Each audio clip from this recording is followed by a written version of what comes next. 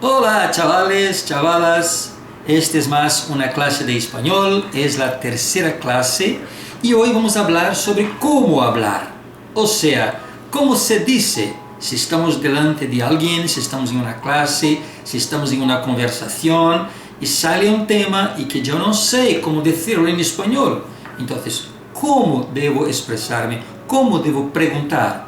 Supongamos que estuviesen hablando sobre que hubo un asalto en una calle. Pero yo no sé qué es asalto. Entonces yo pregunto, ¿cómo se dice asalto en español? Y la otra persona contesta, pues mira, un asalto sería un atraco, por ejemplo, ¿no? Más que nada para saberlo, ¿no? Cómo decir. Si estamos hablando, por ejemplo, sobre, no sé, una feria, ¿no?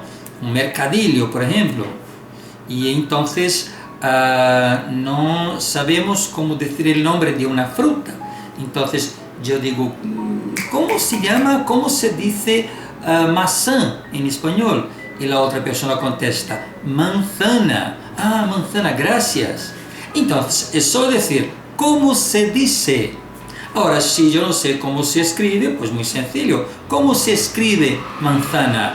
¿Cómo se escribe? ¿Cómo se deletrea manzana? Entonces la otra persona va a decir M-A-N-Z-A-N-A, manzana.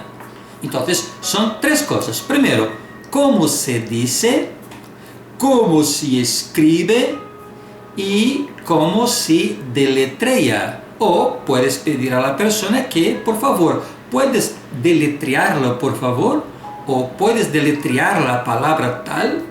Entonces, así no hay ningún problema. Vamos a saber cómo se dice, cómo se escribe y cómo se deletrea. Deletrear, mismo que soletrar en portugués. Entonces, vamos a pedir que a la persona pues, que pueda deletrear.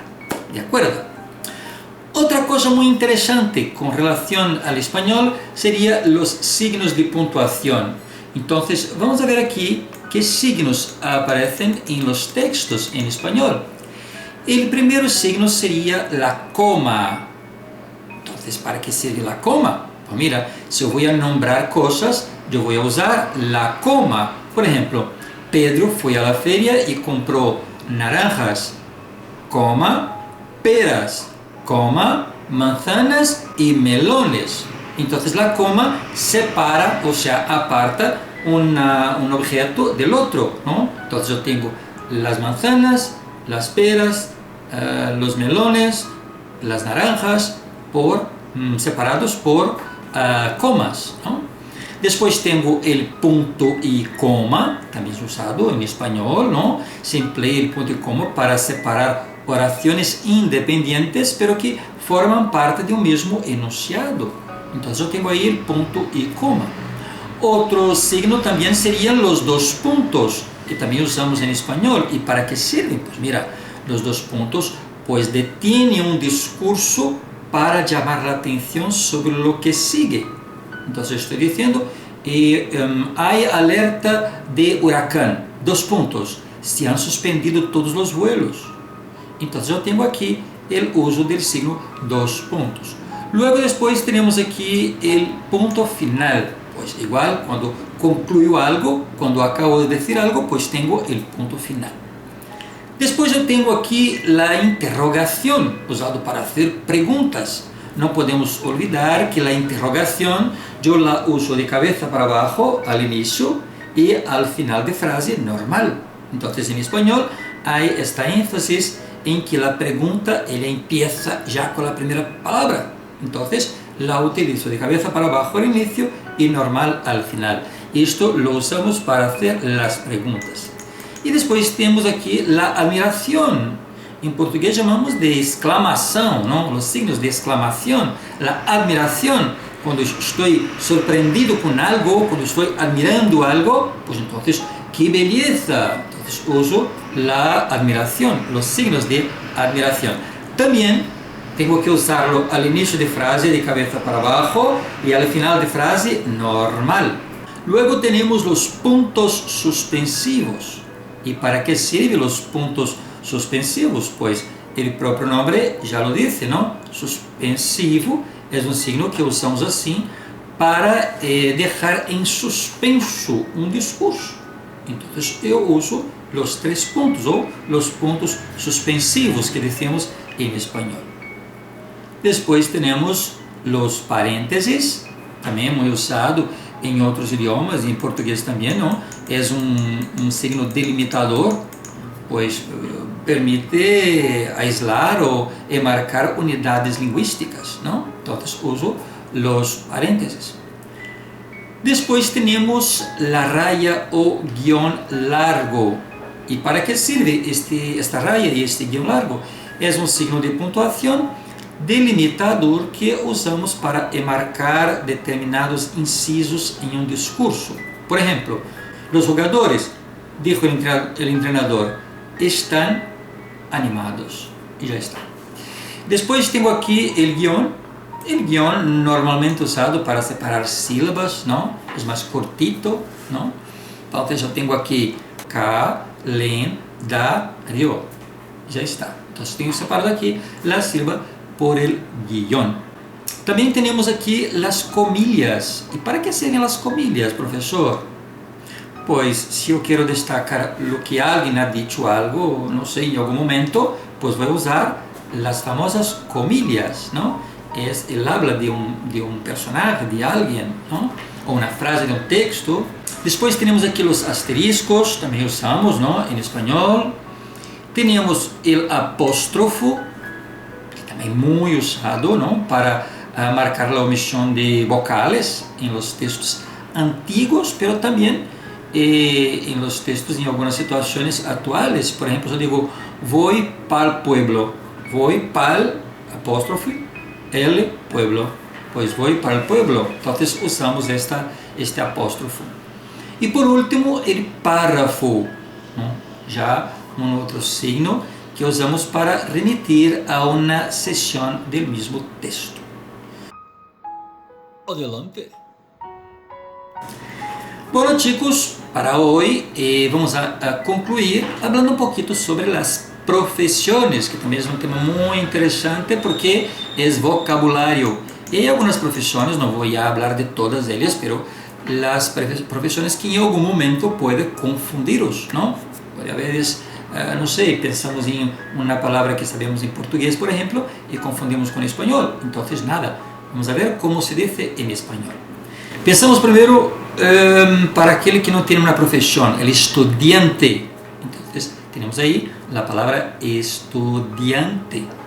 Depois temos a palavra actriz ou actor, actor para homem, actriz para a mulher. Aqui temos a C, actriz ou actor. Depois temos el cantante, que pode ser também os dois, la cantante ou el cantante.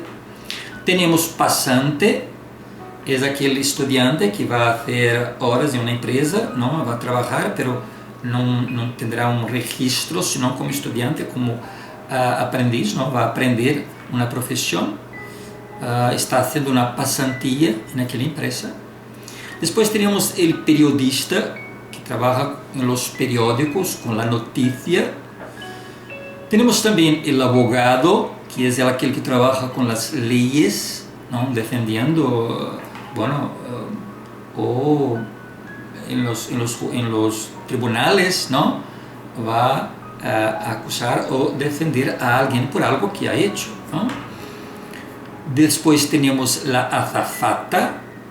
Este profissional trabalha cuidando, atendiendo a los pasajeros em uma nave, em um avião, por exemplo, não? Servindo, não sei, comida, água, dando atenção, não? Explicando algo, ou seja, sempre ao lado de los pasajeros em um avião.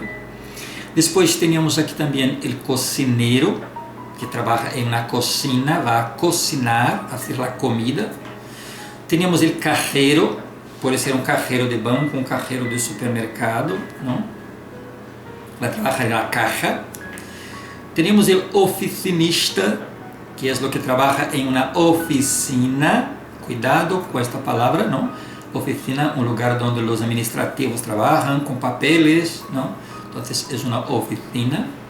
Temos o camarero, que sirve las mesas, ¿no? También conocido como mozo. Entonces va a servir las mesas en los bares, en los restaurantes.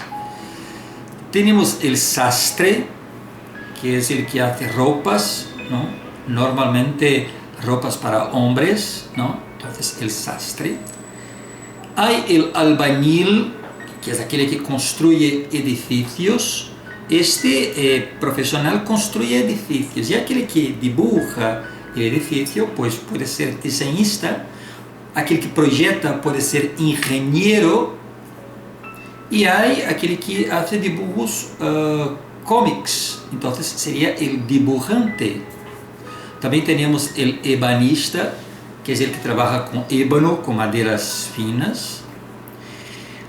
Conocemos también de forma general el paleta. El paleta sería el que ayuda al albañil. Entonces tenemos el albañil, que es el que construye casas y edificios, y el paleta sería el que ayuda al albañil, ¿no? Tenemos el granjero. El granjero pues cuida de una granja donde hay gallinas, hay puercos, cerdos, ¿no? Es una pequeña finca, ¿no? Llamamos de finca, entonces es más conocido como granja, ¿no? Tenemos el arquitecto. Esto todos saben lo que significa, ¿no? El arquitecto va a proyectar casas, edificios, construcciones. Tenemos el bailarín, si es hombre, y bailarina, si es la mujer. Tenemos el basurero, que limpia la calle, ¿no? El exterior de las calles, ¿no? Tenemos el barrendero, viene de barrer, de limpiar también. Tenemos el científico, ¿no? Cuidado, porque nosotros decimos en español científico, ¿no? Trabaja con la ciencia, las descubiertas. Tenemos el contable, que lleva las cuentas de una empresa.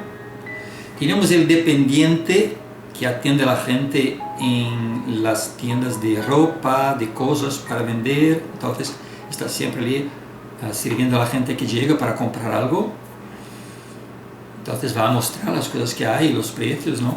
Tenemos el deportista, practica deportes, ¿no? De forma profesional o no, es un deportista. Tenemos el fontanero, o también conocido como plomero, que va a arreglar las cañerías, las tuberías, los grifos de las casas.